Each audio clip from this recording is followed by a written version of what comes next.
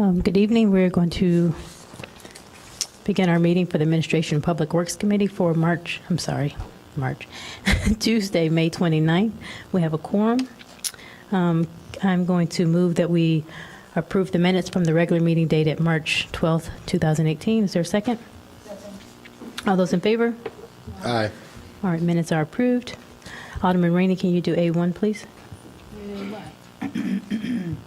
A1 is bills list through May 30, 2018, in the amount of $5,237,593.76. Do you want me to keep going? Yes, please. Okay.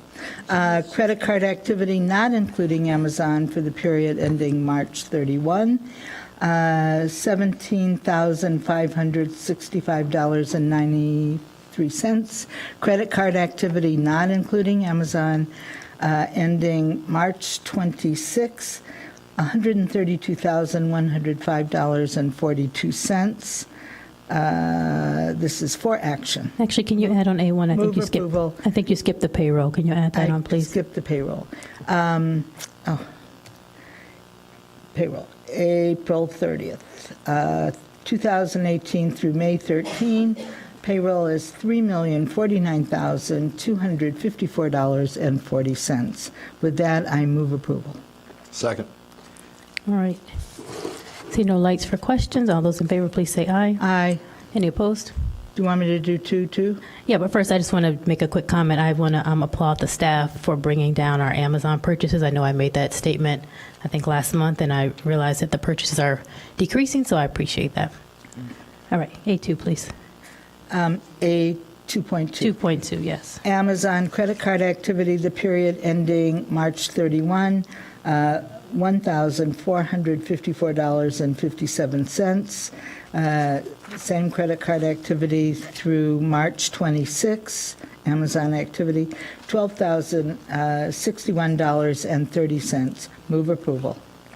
All right, second? Second. You have to do a second. Yes, I second, yes. So all those in favor, please say aye. Aye. Any opposed? Any abstain? I abstain.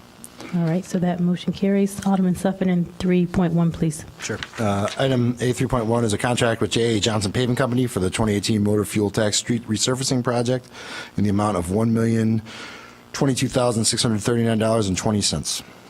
Second. All right, seeing no lights for question, all those in favor, please say aye. Aye. Aye. Any opposed? All right, motion carries.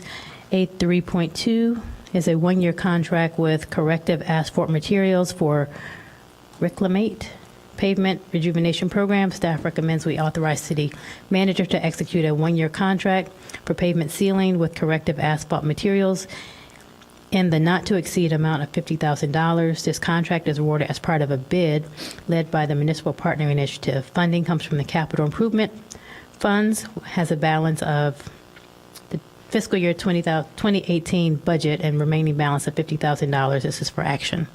Second. All right. See no lights for questions. All those in favor, please say aye. Aye. Any opposed? Okay, motion carries. Alderman Rainey, 3.3, please. The city council is being asked to authorize the city manager to execute a purchase order for the sole source purchase of 72 gallons of Arbotech fungicide from Rainbow Tree Care Scientific Advancements for a total purchase amount of $28,248.88. The vendor is the sole licensee, has a sole license from the European manufacturer Syngenta to distribute Arbotech in the United States. This is from the general fund. This is for action. Second. I'll speak to it. Okay, Alderman Rainey. Is it seconded? Yes. Alderman Sufferton. This has been the sole reason why those elm trees that are still living have been saved from Dutch elm disease. It was greatly controversial in the beginning, and citizens from the community who were very interested in saving our elm trees insisted that we give this a try, and it was controversial, and we tried it, and it is the only reason why our elm trees, those that are standing, are still with us. And that's Great. a fact. All right, well, we have no other comments, so moved and seconded. All those in favor, please say aye. Aye. Any opposed? All right, motion carries. Alderman Sufferman, A 3.4, please. 83.4 is a sole source contract with Otis Elevator Company for modernization of elevators at the Lorraine H. Morton Civic Center in the amount of $456,779. Second. All right. All right, Alderman Sufferman. Sure. So I got a couple questions on this one. Is there somebody? Sorry, Laura.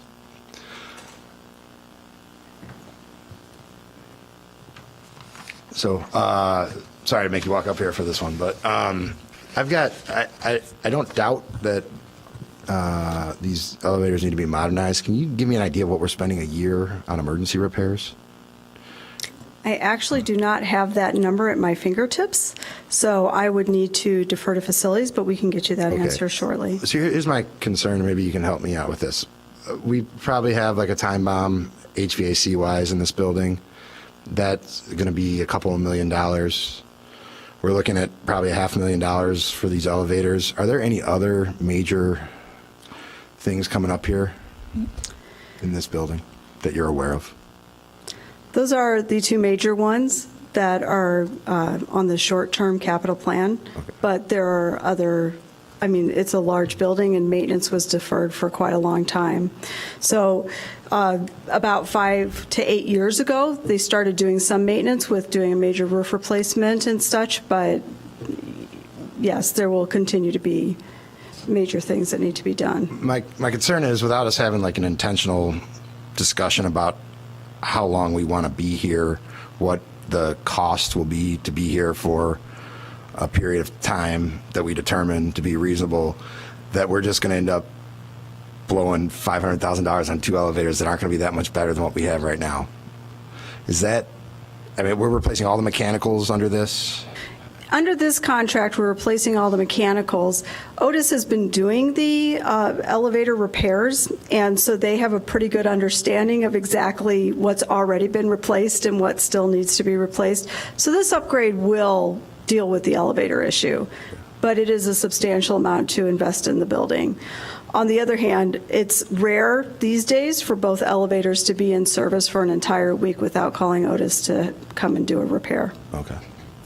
All right, I guess since we have a 3-person committee here, I'll vote to have this discussion at council, but I'm leery of throwing a lot of money into this building without us making a conscious and intentional decision to stay here for a long period of time.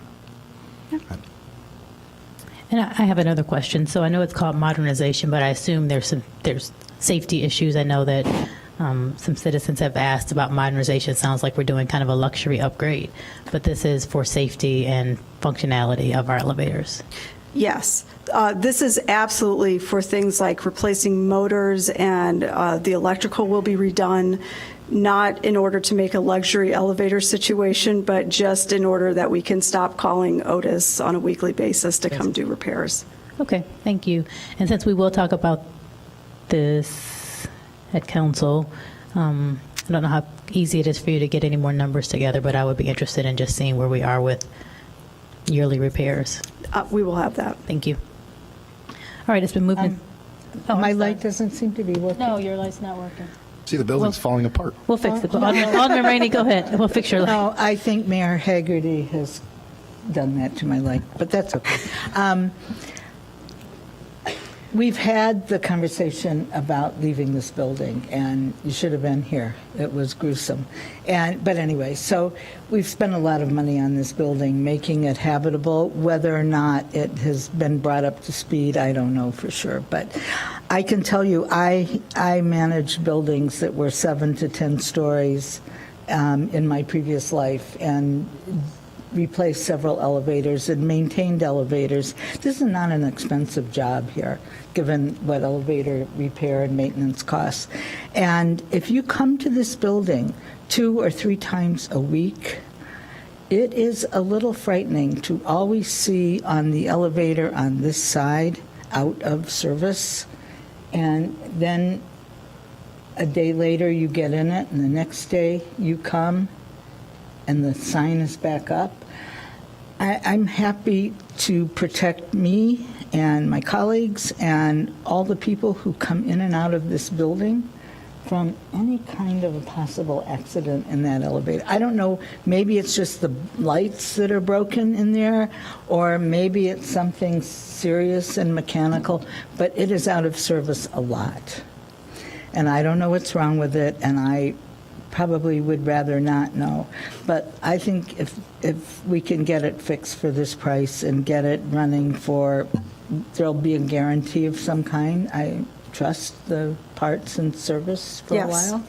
I think we need to. One of the things to answer Alderman Suffredin, we have serious heating issues, do we not, with the pumps?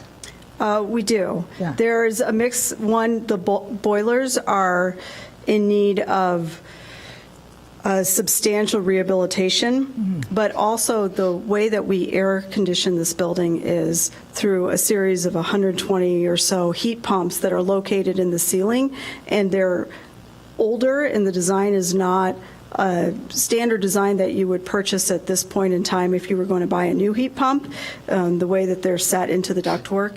And so actually, we are seeking to, do the boiler study in order to try to understand what our options are so that we can make a thoughtful decision about how to proceed. We have a new roof. I'm sorry. We have a new roof, Yes. so. The we roof, want- yeah, the roof was replaced Not long ago. Yeah. 5-6 years ago. Yeah, very expensive, very nice roof, yeah. So we're not going to have any leaks. All right, so That's our hope. thank you, So- Laura. So that's been moved and seconded. So all in favor of item 3.4, please say aye. Aye. Any opposed? All right, motion carries. 3.5 is a contract with Kovelic and Construction Company Incorporated for the Church Street Harbor South Pier renovation. Staff has recommended we authorize city manager to execute a contract for the Church Street Harbor South Pier renovations in the amount of $891,000. Funding will be provided by Capital Improvement Program 2018 General Obligation Bonds for the Church Street Harbor in the amount of $891,000. This is for action. Second. All right. All right.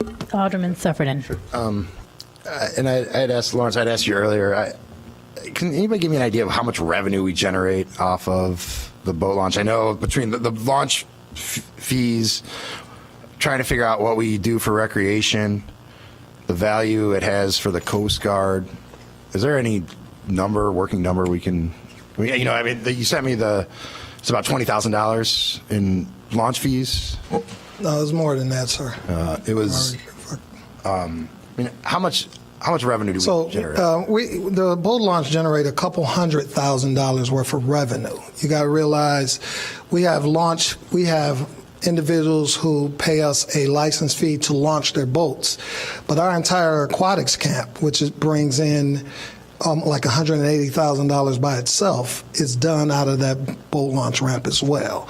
So your question was about the number of permits and things that we've given out up to date, but the program itself, the boat launch and its usage, it's about a little over $200,000 in terms of revenue that is generated, but it also provides the access for all of our emergency access to the lake. So if that is our lakefront lifeguards having to do a rescue, if that is the working with the fire department or in us assisting, that's the launch where we utilize to to get access into the water. Are we charging enough? Do you think $500 for non-residents?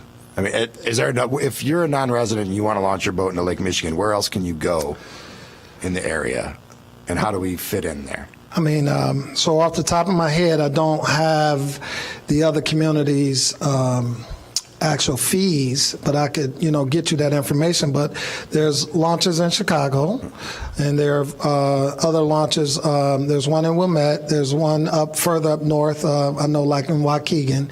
But there are different locations along the lakefront. I can give you that. I don't know all of them off the top of my head, but I do have the information. I mean, the concern that I have, and this, it may not be your department, but Sure. This is just going to keep costing more money if we hold off on it, I assume, right? It seems to be higher than it was if we would have done it a few years ago. If we hold off, Sure. it'll be more then. But it's a tricky year to spend this kind of money. Does this need to happen this year? Is somebody In my telling us? opinion, absolutely. It has been delayed from previous years, but this past spring, in preparation for the lakefront season, I don't know if you had a chance, but the amount of sand that had to be dredged out of that harbor, it's been the most that I've seen now in my 3 years getting that lakefront ready. And because of it's part of that is due to, us delaying the repair on this, and it continues as the sand washes south. It accumulates in that area, and so preparing this will help us, we believe, on cost for future dredging. But it also just it gives the community another access point for recreational purposes. The way this is going to be, this was designed, we'll have a concrete access out where the community can also enjoy recreationally. Cool. Thank you, man. I appreciate it. Okay. Sorry, the lights are not working. No one's light's working, so don't take it personally. So just raise your hand or something. Okay. Thank you. We had a great conversation about this last Monday night when we discussed the capital improvement program. Yes. And one of the things I've been thinking about, and not urgent, but we should really look into what the value of our lakefront is in the scheme of things. For example, like you just said, well, Alderman Sufferton, it's not just what the boats bring in, but the aquatics camp and all of this. But is there any way to really evaluate the value of the lakefront? For example, just look at the houses. If they were assessed properly, the houses on the lakefront bring in more tax dollars. The activities on the lakefront bring in more tax dollars. We, generate all sorts of beach token stuff. I mean, just all sorts of different things generate money because of the lakefront. And I'm just wondering, is there any way we can figure that out? There've got to be people who do that kind of thing.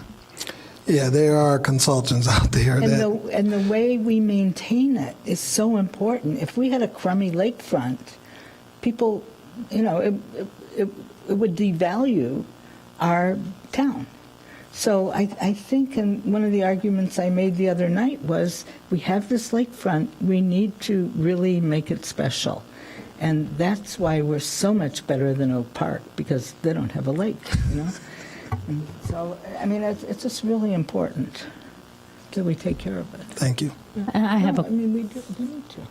I have a question, Mr. Hemingway. Well, during the repair or reconstruction, is it usable or is it totally out of commission? It would not be usable at that time. The schedule would to move forward would take place like at the end of our peak season here, so after Labor Day, Laura, correct? Yeah, we would start the construction or the repair after the Labor Day holiday to move forward so that the work can get done after the peak season for operations. Okay. And then my other question is, and I'm sorry, it's probably in here, I didn't highlight it, but I think I remember last week we had this discussion, you said that you thought the price was, I think we budgeted like $600,000, right? And then it came in a little higher. Am I remembering that correctly? No, okay. Two different conversations. Okay, Alderman. sorry. Okay. Thank you for correcting me. All right, so then I also feel like Alderman Suffren, and I'm going to support this and move forward, but obviously when we're talking about, we have a survey generating out there that's asking people to weigh things like our summer youth program and, some different issues. And I know they're two different budget years, but for the sake of people who are just paying attention, I do support this, but I also understand that, it's hard for the average citizen to think about spending $1 million on a boat ramp when we have a list out there that leads people to believe we're going to cut the summer feeding program. So that's not for you. That's just a public comment. But I don't want to defer this maintenance because it also allows us, deferred maintenance just adds up and doesn't help the taxpayer either. Sure. Alderman, just one comment. And I agree with your assessment, but this is capital versus operational money, right, which, two I different understand, things. but to the taxpayer, it's one tax bill. Fair and they, enough. And they see, I'm just, for Fair clarification, enough. people see it as Absolutely. one thing. So I support it because I don't want to pay more later and I don't want our harbor to crumble either. Thank you. All right, thank you. So we had a motion and a second. All those in favor, please say aye. Aye. Any opposed? All right, so that motion carries. Alderman Rainey, can you take 3.6, please? This is a good one. This is a 3-year contract with Mark Venn Company. We're being asked to recommend execution of a 3-year contract with Mark Venn Company for the city's vending machine services. The company is the only firm that responded to the request for proposal. There is no cost associated with this contract. Mark Venn will share profits from the vending machines and will include $5,000 worth of in-kind donations annually to be used for events or other activities at the discretion of the city and the Parks, Recreation, and Community Services Director. This is for action. I move approval. Second. All right, moved and seconded. All those in favor, please say aye. Aye. Any opposed? Motion carries. Alderman Suffren, 3.67, please. Renewal of a sole source computer-aided dispatch software license and service agreement with Superion in the amount of $75,592.43 for Second. action. All right, any questions? All right, been moved and seconded. All those in favor, please say aye. Aye. Any opposed? All right, motion carries. 3.8 is a 2-year contract amendment for parking meters and multi-space pay stations with Duncan Solution. Staff recommends City Council authorize City Manager to execute a multi-year, it's 2 years with a 1-year option to renew, with Duncan Solutions to cover the fees for remote monitoring and management of the credit card functionality in the amount of $91,971. This funding will come from the parking fund, and this is for action. Second. All right, been moved and seconded. No questions. All those in favor, please say aye. Aye. Any opposed? All right, motion carries. Alderman Rainey, 3.9. I recommend approval of first-time application for a sidewalk cafe permit for Falcon Eddie's Barbecue, a Type 2 restaurant located at 825 Church Street. Sidewalk cafe will consist of 4 tables with 2 seats each for a seating capacity of 8 and will operate daily from 11 a.m. to 9 p.m. I move approval. Second. All right, moved and approved. Seconded. All right, all those in favor, please say aye. Aye. Any opposed? All right, Alderman Suffren, the next one, please. Sure. A310 is a request to extend hours for alcohol service for the Celtic Nat for World Cup games, June 14th, 2018 through July 15th, 2018. Due to the time difference, some of the games will start early, and they're requesting alcohol service begin at 7 a.m. It was for action. All right, second. Any questions? I'm sorry, don't have no lights up here. No questions. All right. It's been moved and seconded. All those in favor, please say aye. Aye. Aye. Any opposed?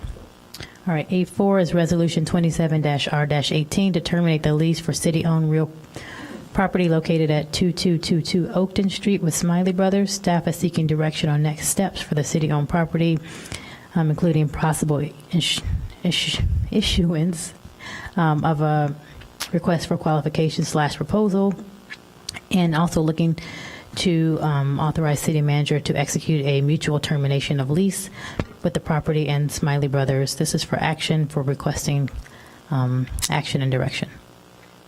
Can I get a second? Second. All right, we have a few speakers that I'm going to go to before we have a discussion. The first one is India Muso McKay and Debbie Evans.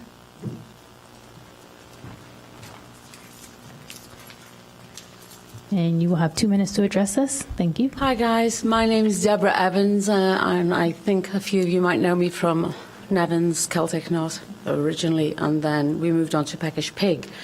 We are looking to try to put forward a proposal for the recycle centre, and I know we've got a short time to actually let you know what we'd like to do, so I'm going to hand you over to my daughter, who's my partner, and she's going to give you a bit more of an information on numbers and things for you. Hi guys, and thanks for the time to speak today. So we are hoping to be allowed to put forward a proposal for the use of that space. We are, as two Evanston business owners and also longtime residents. I went to school in Evanston. We know the community very well, and also someone who has, as two partners of the Peckish Pig, have a lot of familiarity with city-owned businesses in our lease to own that we did with the Peckish Pig, which we bought this year as well, back off the city, and also what it means to turn around and turn a space that wasn't something into something. That space was 5 separate storefronts that we turn into a restaurant and bring in almost, I think, $75,000 in liquor tax and real estate tax in a year, in addition to the payments that we made towards the purchase of the building. This space, we are hoping to do a multifunctional event space for both public and private events. That would be one component of the business, as well as the other side, which would be a food hall. We are looking to tap into our network of community members, and also have spoken to many established businesses within Evanston who would be interested in partnering on something like this. I think the area deserves somewhere to eat outside of the Steak and Shake and Dunkin' Donuts that are there. As far as families going to James Park, the schools that are there, there's a lot of outdoor activities that already exist in that area. We would like to fill a food component there, as well as also being able to provide a space for both public and private events. That would range from weddings, things like that, as well as classes, workshops, and the like. So we're hoping to be allowed to put a proposal forward. All right, thank you. Thanks. Aina Gutierrez.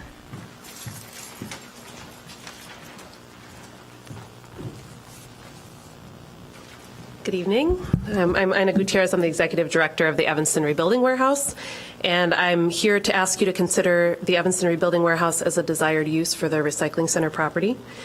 We believe our use would be the next best use for a property that was originally developed because of the city's commitment to sustainability, climate action, and livability for its residents. We were founded in 2011, and we've received positive feedback and support from the City of Evanston during that time. We participate in the city's sustainability reports on waste management, and we're pleased to share in 2017 that we diverted 4.4 million pounds of building materials from landfills. Just last month, I was here, and we received a grant from the Small Business Workforce Program for our efforts to help Evanston residents gain access to careers in the construction trades. A move to the recycling center would have many positive impacts in Evanston, but I just want to highlight 2. The first is environmental sustainability. So if we were able to move from our current location, we would be able to expand operations to rescue even more building materials and sell them at affordable prices. And the location close to Home Depot and Floor & Decor is perfect for customers interested in home repair and renovation. We would also add classroom and workshop space and partner with community groups and schools and how we can each do our part to help the environment, and would offer classes on how to repair and repurpose things instead of throwing them away. The second impact is job creation and workforce development. Recycling and deconstruction are labor-intensive processes that promote job creation. 9 of our current 13-person staff are Evanston residents, including myself. And we have a workforce training program that the city is well aware of that we would be able to expand if we had more space for classrooms and tools, equipment and van storage, and for those building materials that come from those projects. We understand the city's budgetary concern and that it would be tempting to lease or sell this property to a for-profit developer versus a nonprofit like us. I want to assure you that we're different than most nonprofits. Our budget is 80% earned income and 20% private fundraising, and we've experienced double-digit growth every year since we've started. We also have customers, and these customers pay sales tax. This year will generate about $40,000 in sales tax and guesstimate that an expanded operation would yield about $60,000 a year in sales tax or more. Finally, we're a unique part of what makes Evanston great. We have Evanston in our name as the Rebuilding Warehouse, and we're the only nonprofit doing what we do from the tip of the North Shore south to the Gold Coast. We're an innovative solution to complex social and environmental issues, and we want to stay in this community to be a part of that. So I would love if you could consider an RFP process that would allow us to participate in the property, in the desired use of the Evanston Recycling Center, and we'd be eager to show you more of our vision if we could be part of the process, whether that's lease or sell the property. Thank you. All right, thank you very much. And our last speaker is Lou Dixon.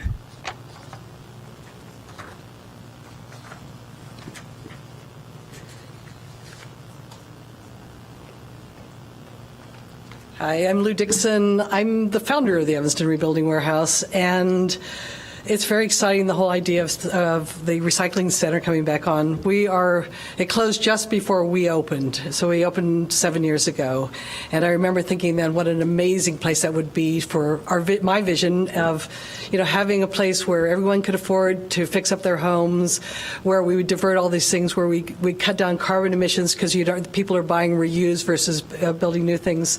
And then it went on a year and a half ago for Smiley Brothers, and I was like, we couldn't afford it, but at that point when we started. But now when it came back on, it was like having a new vision of a dream that if we could expand. I'm now no longer the executive director, I'm the head of workforce training, and I want to grow our workforce training program, and I want to be able to do more for the community. So if you would consider us, it would be like a dream come true for us to try to show you what an amazing thing we could do for the city. So thank you. Thank you. All right, so staff is looking for some direction here moving forward. Alderman Rainey. I move that we give staff the opportunity to come back at our next council meeting with the proposal for Smiley Brothers. They're asking for time to negotiate with Smiley Brothers. That's one thing. And then second of all, to put together a request for proposals for going forward with the use for the recycling center. They're asking for two things, right?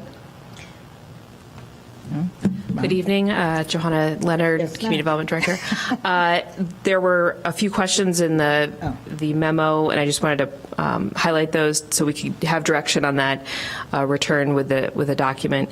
Was whether the property would be for lease or sale. If there was any direction on desired uses for the property. When we did this in 2015, there was direction for an entertainment dining destination sort of use. And if you wanted a two-step or a one-step process where we asked for qualifications to determine capacity and then saw proposals, if you recall from 2015, that didn't work as designed because everybody in that first round, when we asked for qualifications, submitted what they wanted to do. So we kind of had to meld the two into one. And then the final one was we included the request for qualifications document in this. If you wanted to keep those same criteria to review the proposals that we would receive, or if there was something else. If you recall from 2015, there was some concern that that didn't encompass all the things that council had wanted. So, I would. One thing that I really feel strongly about is that it needs to go on the tax rolls. I mean, one of the problems we are having is financing, social service, issues with covering, basic needs in our community. We're talking about how we can, move money from one thing to another. So anything we can do to expand the tax base. I'm no longer totally committed to identifying what area the user has to be from, entertainment, sports, whatever. Let's just get somebody who has the capacity to bring us a project. I think that we should leave it open. Does somebody want to own it or rent it? Maybe rent to own, like was mentioned tonight. I mean, we've had really good experience with that. And I don't see why there's a conflict there. if our legal department can write a proposal including those two things, I think that should be okay. How does the committee feel about, I mean, the council's going to have to make that decision. But I mean, I can see, for example, the Smiley Brothers proposal was fabulous. They couldn't pull it off. But at the beginning, they had a great investor, and it was a 10-year lease with the prospect of owning. So, you know, I don't see why that would be so bad with $13,000 a month coming in and taxes. That's not something that we should turn our nose up at. So I have some thoughts. So can you, I know you want to come back, 'cause you want more information, but can you give us or give the public a kind of update on where we are with Smiley Brothers? Well, we have continued to stress that they are still on the hook for a lease with the city of Evanston. And we have asked for them to, we presented terms that we felt comfortable with returning to the council with on what would be owed to the city based on our time invested in a process that didn't work out. And we have continued those discussions to get their response and hope to present something at the next council meeting. So we have a dialogue. Okay. All right. And given the current lease that they have, rent would be paid on July 1st or June 1st? July 1st. July 1st, okay. So my thoughts then on moving forward is I would be more inclined to sell it if we think that there is a market.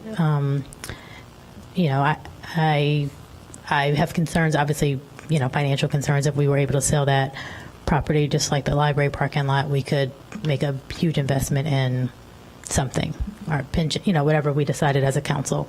I applaud the people who have come forward and other people who I imagine will come forward with a lease option or lease to own option.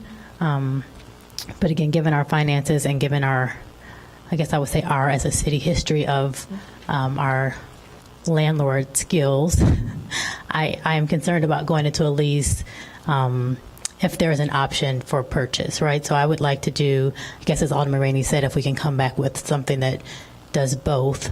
The timeline that's here on one of the memo pages for, I think the RFP or RFQ, maybe it was the old one, but was very long, right? And so if we have a buyer, I don't know how we would go forward I would like to maybe move forward with both to keep the window open, but at the same time, you know, if we have a buyer and they can buy it soon, and we have an RFP and that's a 5-month process or whatever that has potential to not work out, that would concern me. So my preference is to sell if we have a buyer, and then have another discussion about how to use those funds. In terms of if we went the lease option, you know, I realize it's Alderman Rainey's ward that the building sits in, but the residents across the street are mine, and I know a lot of them had a lot of concerns about Smiley Brothers with the increased traffic, and not that another tenant would not have traffic, but I think I don't like the idea of going with just a restaurant, because I think a lot of people had concerns about liquor in the park and kids and so on and so forth. So I would also like to leave it open to see what the market would bring us. But I guess I don't know how we go with the RFP and the buy at one point and make a good decision in terms of time. We can't go down two roads at one time. Can I respond? Yeah. Since it is in my ward, I would highly recommend, Alderman Fleming, that you take a look at the zoning and see what the possibilities by right are in that zoning. We put that up for sale. I'm not so sure that we can tell certain people that you can't put something that is by right in an industrial 2 zoning. And whether your constituents like it or not, because they live across the street, doesn't mean that, for example, a steel plant used to be there, you know. So we have a lot more control, I think, with an RFP or RFQ with a lease to own, something like that. Don't don't just jump at things because it's quick money. Well, It's if a not steel like- plant came to buy it, we could say no. You can't, you know, just because you sell it doesn't mean you're going to get a good deal and maybe $800,000. That doesn't mean you're going to get a good deal. We have to think these things through. Okay, so I would like to sell it. But I know we'll go to council and have a bigger discussion. Alderman Sufferman, do you have something? The lights are not working. No, I'm good. Okay. I'm good. All right, so is that enough discussion? for Sure. you, enough We'll direction? we'll return with a. My constituents don't like the car wash going in across the street on your site either, or the tow company, or all those city. Well, I don't like the tow dumps. company either, but I come on, can't move it at this point. Come on. And there's We also a need- car we need wash on to your really side of the think street. this through. We need to, let's not have any knee-jerk reactions. All right, so is that enough discussion, direction for you? Yeah, we will come back. We will return with a document, an RFP document that can further the discussion, and if there's additional decisions to be made there, we would appreciate the feedback. Okay, great, thanks. Including, would you please include in there all the possible Sorry. permitted uses Yes, for that zoning yes. district? Yeah, so if it, so this is for action, but you're coming back to committee, so we'll hold this in committee for you? Okay, thank you. Where are we at? A5. A5 ordinance 62-0-18 amending the city code to remove one-way alley restrictions between Harrison Street and Colfax. The staff is recommending we adopt this ordinance of the city code to remove one-way restriction for the alley between Harrison Street and Colfax Place east of Crawford. The required signs will cost approximately $40 and will be installed by in-house staff. This is for introduction. Second. Where's the money coming from? Money is coming from the general fund traffic control supplies. Just joking. All right, moved and seconded. All those in favor? Aye. Alderman Rainey, A6, please. Surplus property fleet vehicles. We're being asked to direct the city manager to offer for sale the vehicles owned by the city through public auction, Northwest Municipal Vehicle Auction, sponsored by America's Auto Auctions on Tuesday, July 24, or any other subsequent America's Online auction. These vehicles have been determined to be surplus as a result of new vehicle replacements being placed into service or vehicles that had to be taken out of service for safety reasons with the intention of eventual replacement. It's for introduction, and the list of the vehicles is in your packet. Move approval. It's for introduction, I move approval. All right, second. Second. Any questions? No. All right, all those in favor, please say aye. Aye. Aye. All right, the next one is APW 1. It's a discussion for Sherman Plaza parking garage rooftop fence. In February, the City Council had a discussion based on Alderman Fisk's request to look at putting fencing on the top of the Sherman Plaza parking garage. We're back for discussion and giving staff some direction here. Oh, sorry, did I skip one? No, sorry. Okay, go ahead. Does anyone have any thoughts, discussion, concerns? Is there staff presentations, any staff comments? I have a comment. Okay, Alderman Rainey. I think if we're going to go forward with this, the residents in the Sherman Plaza condominiums need to go 50-50 with this because they are the main drivers of this request. And then I will be absolutely voting for paying half. Madam Chair, members of the committee, I could take that back to the condo board and discuss it and bring it back at a future meeting. And then I have a question. So it talks about an unfortunate suicide attempt back in January, and it gives us the cost of the personnel used in that matter. Were those overtime hours, or were these staff already working, so we would have paid them for whatever other jobs they were doing at the time? Most of the staff was on duty at the time, but there was some overtime costs associated for them staying later to, But not this Finish the entire incident. $7,300 that's in the memo? right. Okay. Well, they worked 24 hours a day, so. Yeah, so it wasn't the 73, we would have paid some of that for them just being on the clock doing whatever other task? Correct. Okay, so I appreciate that we are wanting to keep people safe.